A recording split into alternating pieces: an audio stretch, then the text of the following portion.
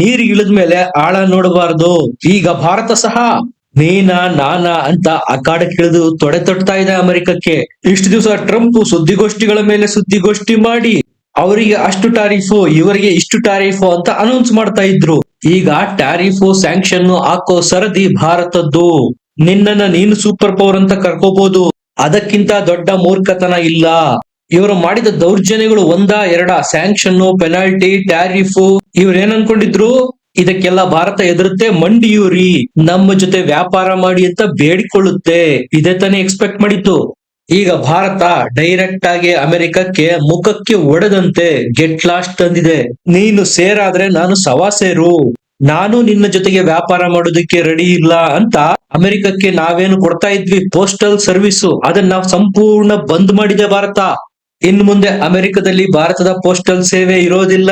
ಇದರಿಂದ $100 ಕೋಟಿ ಲಾಸ್ ಆಗ್ತಾ ಇದೆ ಅಮೆರಿಕಕ್ಕೆ. ಇದಿನ್ನು ಪ್ರಾರಂಭ, ಮುಂದೈತೆ ಮಾರಿ ಹಬ್ಬ. ಬ್ರಿಕ್ಸ್ ಕರೆನ್ಸಿ ಅನ್ನೋ ಬ್ರಹ್ಮಾಸ್ತ್ರ ಇದೆ ನಮ್ಮ ಬಳಿ, ಡಿ-ಡಾಲರೈಸೇಷನ್ ಅನ್ನೋ ಬ್ರಹ್ಮಾಸ್ತ್ರ ಇದೆ ನಮ್ಮ ಬಳಿ.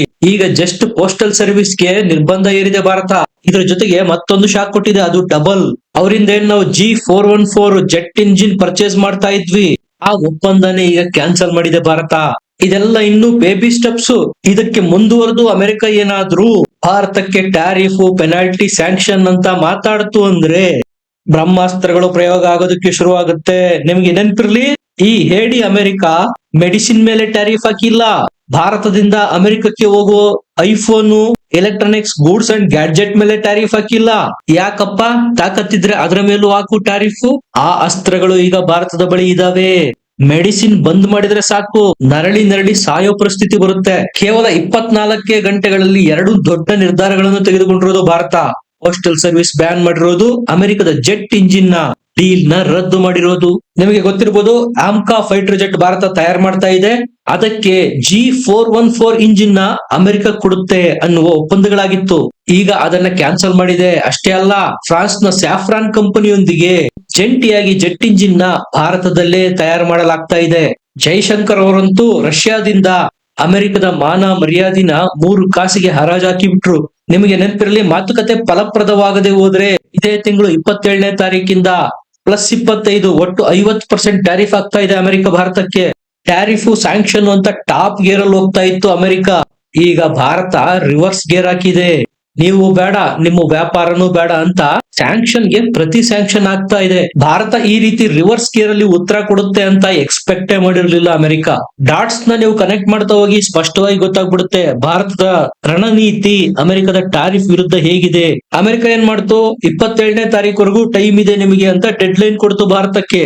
ಯಾವಾಗ ಟ್ಯಾರಿಫ್ ಭಾರತದ ಮೇಲೆ ಆಗ್ತಾ ಇದೆ ಅಮೆರಿಕ ಅಂತ ಗೊತ್ತಾಯ್ತು, ಅಜಿತ್ ದೋವಲ್ ರಷ್ಯಾ ಕಾರಿದ್ರು, ಪುಟಿನ್ ಜೊತೆ ಮಾತುಕತೆ ಸಹ ಆಯ್ತು.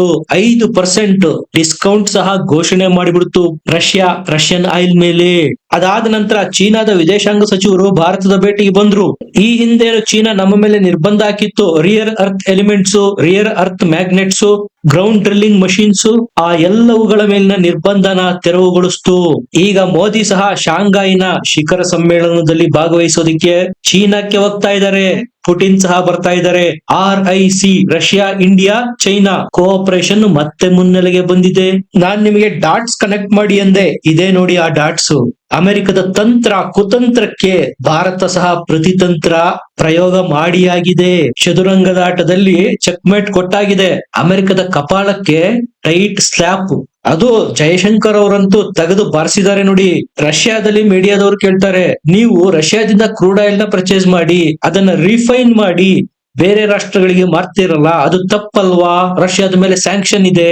ಜೈಶಂಕರ್ ಹೇಳಿರೋದು, ನಿಮ್ಗೆ ಇಷ್ಟ ಇದ್ರೆ ತಗೊಳ್ಳಿ, ಕಷ್ಟ ಆದ್ರೆ ಬಿಡಿ. ಊರಿಗೆ ಒಬ್ಳೇನ ಪದ್ಮಾವತಿ? ಯುರೋಪಿಯನ್ ಯೂನಿಯನ್ ಒಂದೇ ಅಲ್ಲ ನಮಗೆ ಮಾರ್ಕೆಟ್, ನಮಗೆ ಸಾಕಷ್ಟು ಬೇರೆ ದಾರಿಗಳು ಇದಾವೆ. ಬೇಕಿತ್ತ ಈ ರೀತಿ ಕರೆದು ಕೇಳಿ ಬಾರಿಸಿಕೊಳ್ಳೋದು. ಅಷ್ಟೇ ಅಲ್ಲ, ಇನ್ನೂ ಒಂದ್ ಹೆಜ್ಜೆ ಮುಂದೆ ಹೋಗಿ ಜೈಶಂಕರ್ ಹೇಳಿರೋದು, ಭಾರತಕ್ಕಿಂತ ಚೀನಾ ಜಾಸ್ತಿ ರಷ್ಯನ್ ಆಯಿಲ್ ಪರ್ಚೇಸ್ ಮಾಡ್ತಾ ಇದೆ, ಭಾರತಕ್ಕಿಂತ ಯುರೋಪಿಯನ್ ಯೂನಿಯನ್ ಜಾಸ್ತಿ ರಷ್ಯನ್ ಆಯಿಲ್ ಮತ್ತು ಗ್ಯಾಸ್ ಪರ್ಚೇಸ್ ಮಾಡ್ತಾ ಇದೆ. ಇದಕ್ಕೇನ್ ಹೇಳ್ತೀರಾ? ಇದನ್ನ ಫಸ್ಟ್ ಡೀಲ್ ಮಾಡಿ, ನಂತರ ನಮಗೆ ಬೋಧನೆ ಮಾಡೋದಕ್ಕೆ ಬನ್ನಿ. ಸ್ಪಷ್ಟವಾಗಿ ವಾರ್ನಿಂಗ್ ಕೊಟ್ಟಿರೋದು ಅಮೆರಿಕಕ್ಕೆ ಮತ್ತು ಪಾಶ್ಚಿಮಾತ್ಯ ದೇಶಗಳಿಗೆ ಜೈಶಂಕರ್ ಅವರು ರಷ್ಯಾದಿಂದ. ಪೋಸ್ಟಲ್ ಸರ್ವಿಸ್ ಅಂತ ಹೇಳಿದೆ, ಇದೇ ತಿಂಗಳು 25ನೇ ತಾರೀಕಿಂದ ಅಮೆರಿಕಕ್ಕೆ ಭಾರತದಿಂದ ಕೊಡಲಾಗ್ತಾ ಇದ್ದ ಎಲ್ಲ ಪೋಸ್ಟಲ್ ಸರ್ವಿಸ್ ಬಂದ್. ಭಾರತ ಏನು ಈ ಕ್ರಮನ ದಿಢೀರ್ ಅಂತ ಕೈಗೊಂಡಿಲ್ಲ. ಮೊದಲೇನಿತ್ತು $800 ವರೆಗೂ ಪೋಸ್ಟಲ್ ಸರ್ವಿಸ್ಗೆ ಅಮೆರಿಕದಲ್ಲಿ ಯಾವುದೇ ಟ್ಯಾರಿಫ್ ಇರಲಿಲ್ಲ, ಟ್ಯಾಕ್ಸ್ ಇರಲಿಲ್ಲ. ಈಗ ಅದನ್ನ $100 ಇಳಿಸಿದೆ ಅಮೆರಿಕ. $100 ಮೇಲಿನ ಪೋಸ್ಟಲ್ ಸರ್ವಿಸ್ ಗಳಿಗೆ ಟ್ಯಾರಿಫ್ ಆಗ್ತಾ ಇದೆ. ಭಾರತ ಸಹ ನಮಗೂ ಅಮೆರಿಕದಲ್ಲಿ ಪೋಸ್ಟಲ್ ಸರ್ವಿಸ್ ಕೊಡುವ ಅಗತ್ಯತೆ ಇಲ್ಲ, ಇದನ್ನ ಬಂದ್ ಮಾಡ್ತಾ ಇದ್ದೇವೆ. ಹೆಂಗಾಗಿರ್ಬೋದು ದೊಡ್ಡಣ್ಣನಿಗೆ? ನಾನೇ ಪ್ರತಿಬಂಧ ಹಾಕೋದಿಕ್ ಕೊಟ್ರೆ ಭಾರತ ನನಗೆ ಉಲ್ಟಾ ಪ್ರತಿಬಂಧ ಆಗ್ತಾ ಇದೆಯಲ್ಲ. ಅದರಲ್ಲೂ ಭಾರತ ಅಮೆರಿಕಕ್ಕೆ ಕೊಡ್ತಾ ಇರುವ ದೊಡ್ಡ ಶಾಕು ಸಾವಿರಾರು ಕೋಟಿ ರೂಪಾಯಿ. ಇಂಜಿನ್ ಪರ್ಚೇಸ್ ಮಾಡೋದಿಲ್ಲ ನಾವು, ನೀವು ಬೇಡ, ನಿಮ್ಮ ಇಂಜಿನ್ ಬೇಡ. ಡೀಲ್ ನೇ ರದ್ದು ಮಾಡಿದೆ ಭಾರತ. ಈಗ ಆ ಡೀಲು ಫ್ರಾನ್ಸ್ ನ ಸ್ಯಾಫ್ರಾನ್ ಕಂಪನಿಗೆ ಸೇರಿದೆ. ನಿಮ್ಗೆ ನೆನಪಿರ್ಬೋದು, 2 ದಿವಸಗಳ ಹಿಂದಷ್ಟೇ ಮೋದಿ ಫ್ರಾನ್ಸ್ ಅಧ್ಯಕ್ಷ ಇಮ್ಯಾನ್ಯುಯಲ್ ಮ್ಯಾಕ್ರಾನ್ ಜೊತೆಗೆ ಸುಮಾರು 3 ಗಂಟೆಗೂ ಹೆಚ್ಚು ಕಾಲ ಮಾತುಕತೆ ನಡೆಸಿದ್ರು. ಅಮೆರಿಕದ ಮುಖಕ್ಕೆ ಒಡೆದಂತೆ ಭಾರತದ ಬೆಂಬಲಕ್ಕೆ ನಿಂತಿದೆ ಫ್ರಾನ್ಸ್. ಭಾರತ ತನ್ನ ಎನರ್ಜಿಯನ್ನ ಪೂರೈಕೆ ಮಾಡ್ಕೊಳ್ಳೋದಿಕ್ಕೆ ಸರ್ವತಂತ್ರ ಸ್ವತಂತ್ರ. ರಷ್ಯನ್ ಆಯಿಲ್ ಪರ್ಚೇಸ್ ಮಾಡಿದ್ರೆ ಏನ್ ತಪ್ಪು, ರಷ್ಯನ್ ಗ್ಯಾಸ್ ಪರ್ಚೇಸ್ ಮಾಡಿದ್ರೆ ಏನ್ ತಪ್ಪು?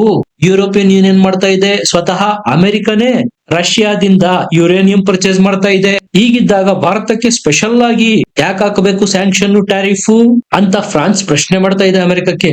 ಸ್ನೇಹಿತರೆ, ಈ ಧೂರ್ತ ಅಮೆರಿಕದ ಷಡ್ಯಂತ್ರ ನೋಡಿ, ಕಳ್ಳಾಟ ಹೆಂಗಿದಾವೆ. ಇವ್ರಿಗೆ ನಾವು ಸಾವಿರಾರು ಕೋಟಿ ರೂಪಾಯಿ ಕೊಟ್ಟು ಇಂಜಿನ್ ಪರ್ಚೇಸ್ ಮಾಡೋದಲ್ದೆ ಟೆಕ್ನಾಲಜಿ ಟ್ರಾನ್ಸ್ಫರ್ ಮಾಡಲ್ಲ. ಅದೇ ನಾವು ಫ್ರಾನ್ಸ್ ನ ಸ್ಯಾಫ್ರಾನ್ ನೊಂದಿಗೆ ಟೈ ಅಪ್ ಮಾಡ್ಕೊಂಡಿರೋದ್ರಿಂದ 100% ಟೆಕ್ನಾಲಜಿ ಟ್ರಾನ್ಸ್ಫರ್ ಆಗುತ್ತೆ.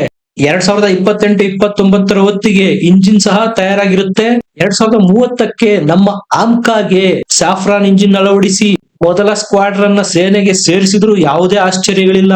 ಅಷ್ಟೇ ಅಲ್ಲ, ಸ್ಯಾಫ್ರಾನ್ ಇಂಜಿನ್ ನ ಪ್ರೊಡಕ್ಷನ್ ಸಹ ಭಾರತದಲ್ಲೇ ಆಗುತ್ತೆ, ಇನ್ವೆಸ್ಟ್ಮೆಂಟ್ ಭಾರತದಲ್ಲೇ ಆಗುತ್ತೆ, ನೌಕರಿ ಸಹ ಭಾರತೀಯರಿಗೆ ಸಿಗುತ್ತೆ. ಅದೇ ಅಮೆರಿಕದಲ್ಲಾದ್ರೆ ಎಲ್ಲವೂ ಅಮೆರಿಕದಲ್ಲೇ ರೆಡಿಮೇಡ್ ಆಗಿ ಬರುತ್ತೆ ಇಂಜಿನ್. ಅದನ್ನ ನಮ್ಮ ವಿಮಾನಗಳಿಗೆ ಅಳವಡಿಸಬೇಕು ಅಷ್ಟೇ. ಮುಂದೇನಾದ್ರೂ ಅದರಲ್ಲಿ ತೊಂದರೆಗಳಾದ್ರೆ 100% ನಾವು ಅಮೆರಿಕದ ಮೇಲೆ ಡಿಪೆಂಡ್ ಆಗಿರ್ಬೇಕಾಗತ್ತೆ. ಇಂತಹ ಡೀಲ್ ಬೇಕಾ? ಪುಕ್ಸಟ್ಟೆ ಕೊಟ್ರು ಬೇಡ. ಇವರ ಹಣೆ ಬರಕ್ಕೆ ಯಾವುದೇ ಒಂದು ಪ್ರಾಜೆಕ್ಟ್ ನು ಸರಿಯಾದ ಸಮಯದಲ್ಲಿ ಡೆಲಿವರಿನೇ ಮಾಡಿಲ್ಲ ನೋಡಿ. ಅಪಾಚೆ ಹೆಲಿಕಾಪ್ಟರ್ ಗಳನ್ನ ಪರ್ಚೇಸ್ ಮಾಡಿದೆ ಭಾರತ. ಅಡ್ವಾನ್ಸ್ ಆಗಿ ದುಡ್ಡು ಕೊಟ್ರು ಹೆಲಿಕಾಪ್ಟರ್ ಡೆಲಿವರಿನ ಬೇಕಂತ ಡಿಲೇ ಮಾಡುತ್ತೆ ಅಮೆರಿಕ. ಇವರನ್ನ ನಂಬ್ಕೊಂಡು ನಾವೇನಾದ್ರೂ ನಮ್ಮ ಆಮ್ಕಾ ಪ್ರಾಜೆಕ್ಟ್ ಮಾಡೋಕ್ ಹೋದ್ರೆ ಕೇಲ್ ಕತಮ್ ದುಕಾನ್ ಬಂದ್. ಇವರನ್ನ ನಂಬೋದಲ್ಲ, ವಿಶ್ವಾಸಕ್ಕೆ ಅರ್ಹರಲ್ಲ. ಅದರಲ್ಲೂ ಟ್ರಂಪ್ ಅಂತೂ ವಿಶ್ವಾಸಕ್ಕೆ ಅರ್ಹ ಯೋಗ್ಯ ವ್ಯಕ್ತಿನೇ ಅಲ್ಲ. ಇವರು ಇಡ್ತಾ ಇರುವ ಒಂದೊಂದು ತಪ್ಪು ಹೆಜ್ಜೆಯ ಸಂಪೂರ್ಣ ಲಾಭನ ರಷ್ಯಾದ ಪುಟಿನ್ ಮತ್ತು ಫ್ರಾನ್ಸ್ ನ ಇಮ್ಯಾನ್ಯುಯಲ್ ಮ್ಯಾಕ್ರೋನ್ ತೆಗೆದುಕೊಳ್ತಾ ಇದ್ದಾರೆ. ಇವರ ಶತ್ರುಗಳಂತೂ ಶತ್ರುಗಳಾಗೇ ಇದ್ದಾರೆ. ಮಿತ್ರರನ್ನು ಈ ಪುಣ್ಯಾತ್ಮ ಶತ್ರುಗಳನ್ನಾಗಿ ಮಾಡಿಬಿಟ್ಟ. 6 ತಿಂಗಳ ಹಿಂದೆ ಏನಿತ್ತು ಪರಿಸ್ಥಿತಿ? ಯುದ್ಧದಲ್ಲಿ ಉಕ್ರೇನ್ ಕೈ ಮೇಲಾಗಿತ್ತು, 1 ಇಂಚು ಆಚೀಚೆ ಕದಲಲ್ಲ ಅಂತ ಜಾಂಡ ಉರಿ ಕೂತಿದೆ. ಇದರ ಹಿಂದಿರ್ತಕ್ಕಂಥ ಶಕ್ತಿ ಯಾವುದು? ನನ್ನದರದೇನ್ ಭಾರತ ಮತ್ತು ಚೀನಾ. ರಷ್ಯನ್ ಆಯಿಲ್ ನ ಭರ್ಪೂರ ಪರ್ಚೇಸ್ ಮಾಡ್ತು ಭಾರತ. $1 ಬಿಲಿಯನ್ ವ್ಯವಹಾರ ಮಾಡಿದ್ದು ರಷ್ಯಾ ಜೊತೆಗೆ. ದೊಡ್ಡ ಅರಿದು ಬಂತು, ಬಾರಿಸೋದಕ್ಕೆ ಶುರು ಮಾಡಿದ್ರು ನೋಡಿ ಉಕ್ರೇನ್ಗೆ ರಷ್ಯಾ. ಇಡೀ ಯುರೋಪಿಯನ್ ಯೂನಿಯನ್, ನ್ಯಾಟೋ ಉಕ್ರೇನ್ ಬೆನ್ನಿಗೆ ನಿಂತರೂ ರಷ್ಯಾದ ಕೂದಲನ್ನು ಕೊಂಕಿಸೋದಿಕ್ಕೆ ಸಾಧ್ಯ ಆಗ್ಲಿಲ್ಲ. ನ್ಯಾಟೋದಲ್ಲಿ ಬಿರುಕು ಬಿಟ್ಟಿದೆ. ಯುರೋಪಿಯನ್ ಯೂನಿಯನ್ ನ ದೇಶಗಳು ಒಂದು ಟ್ರಂಪ್ ಮಾತ್ ಕೇಳ್ತಾ ಇಲ್ಲ. ಉದಾಹರಣೆಗೆ ಫ್ರಾನ್ಸ್ ತೆಗೆದುಕೊಳ್ಳಿ. ಇದಕ್ಕೆಲ್ಲ ಏನ್ ಕಾರಣ? ಟ್ರಂಪ್ ಮಾಡಿರುವ ಟ್ಯಾರಿಫ್ ನೀತಿಗಳು. ಟ್ರಂಪ್ ಮಾಡಿದ ದೊಡ್ಡ ಬ್ಲೆಂಡರ್ ಏನಪ್ಪಾ ಅಂದ್ರೆ ಸ್ಟ್ರಾಟಜಿಕ್ ಪಾರ್ಟ್ನರ್ ಆಗಿದ್ದ ಭಾರತದ ವಿರೋಧ ಕಟ್ಕೊಂಡಿದ್ದು. ಇಷ್ಟೆಲ್ಲ ನೀನು ಆಟ ಆಡ್ಬೇಕಾದ್ರೆ ಓಪನ್ ಆಗಿ ನಾನು ರಷ್ಯಾದ ಬೆಂಬಲಕ್ಕೆ ನಿಲ್ತೇನೆ ಅಂತ ಭರ್ಪೂರ ರಷ್ಯನ್ ಆಯಿಲ್ ಪರ್ಚೇಸ್ ಮಾಡೋದಕ್ಕೆ ಶುರು ಮಾಡ್ತು ಭಾರತ. ಇವರು ಮಾಡಿದ್ದು 1-2 ತಪ್ಪುಗಳು. 6.7% ಗ್ರೋತ್ ರೇಟ್ ಇರುವ ಭಾರತದ ಎಕಾನಮಿನ ಡೆಡ್ ಅಂದ್ರು. ತಮ್ಮ ದೇಶದ ಕಂಪನಿಗಳಿಗೆ ಭಾರತೀಯರನ್ನ ಸೇರಿಸಿಕೊಳ್ಬೇಡಿ, ಅವರಿಗೆ ಉದ್ಯೋಗ ಕೊಡ್ಬೇಡ್ರಿ ಅಂತ ವಿಷ ಕಾರಿದ್ರು. ಇದಕ್ಕೆ ಪ್ರತಿಕಾರ ತೀರಿಸಿಕೊಳ್ಳದೆ ಇದ್ರೆ ಹೇಗೆ? ಬಾರಿಸ್ತಾ ಇದೆ ನೋಡಿ ಈಗ ಭಾರತ. ನಿಮ್ಗೆ ಏನ್ ಅನ್ಸುತ್ತೆ? ಕಮೆಂಟ್ ಮಾಡಿ, ಲೈಕ್ ಮಾಡಿ, ಚಾನಲ್ ನ ಸಬ್ಸ್ಕ್ರೈಬ್ ಮಾಡಿ. ಮತ್ತೆ ಸಿಗೋಣ. ನಮಸ್ಕಾರ.